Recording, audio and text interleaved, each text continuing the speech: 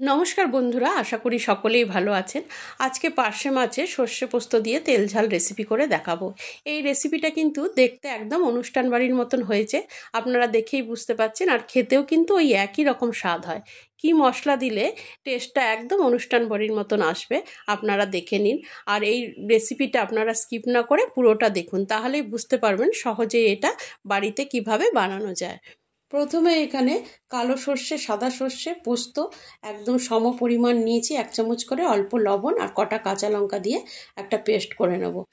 কাঁচা লঙ্কা আর লবণ দিয়ে যদি সর্ষের পেস্ট করা হয় তাহলে কিন্তু তেতো হয় না। সর্ষের পেস্টটা হয়ে গেছে। একটা পেঁয়াজও আমি বেটে নিয়েছি আর একটা টমেটো আমি এখানে বেটে রেখে দিয়েছি।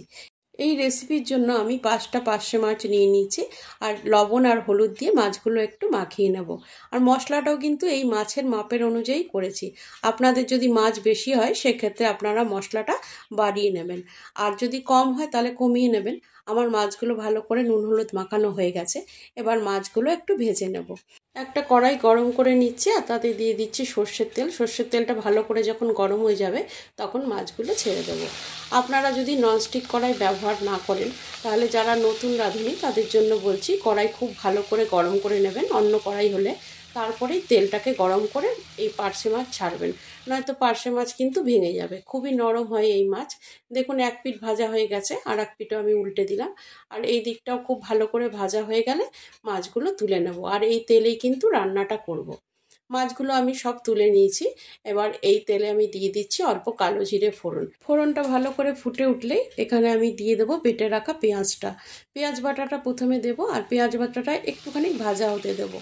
হালকা নাড়াচাড়া করে নেব, দেখবেন 1-2 মিনিটের মধ্যেই কিন্তু পেঁয়াজ বাটাটা ভাজা হয়ে যায়। এই পেঁয়াজ বাটাটা আপনারা অবশ্যই দেবেন এই রান্নাতে, তাহলেই কিন্তু একদম অনুষ্ঠান বাড়ির মতন খেতে হবে।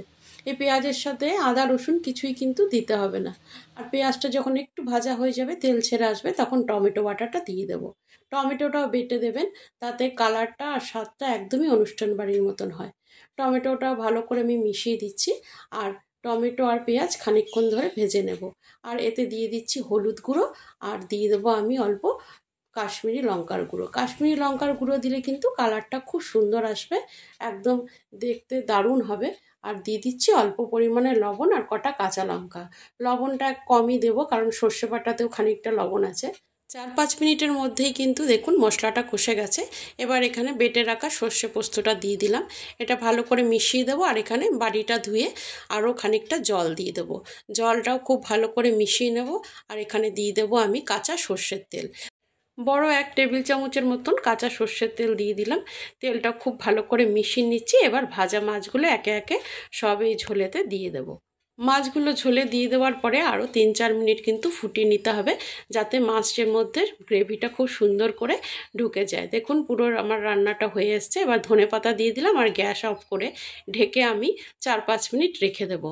যদি ধনেপাতা না দিতে চান নাও দিতে পারেন, তাও কিন্তু স্বাদটা খুব ভালো আসে। গরম ভাতে একবার এই রেসিপিটা বানিয়ে দেখবেন, অসাধারণ লাগে খেতে। যদি ভালো লাগে একটা লাইক করবেন, বন্ধুদের সাথে শেয়ার করতে ভুলবেন না। আমার চ্যানেলে নতুন বন্ধু হয়ে থাকলে সাবস্ক্রাইব করে পাশে থাকার অনুরোধ রইল। আজ তাহলে এই পর্যন্ত, আবারও দেখা হবে অন্য কোনো রেসিপির ভিডিও নিয়ে। সবাই খুব ভালো থাকবেন, সুস্থ থাকবেন। নমস্কার।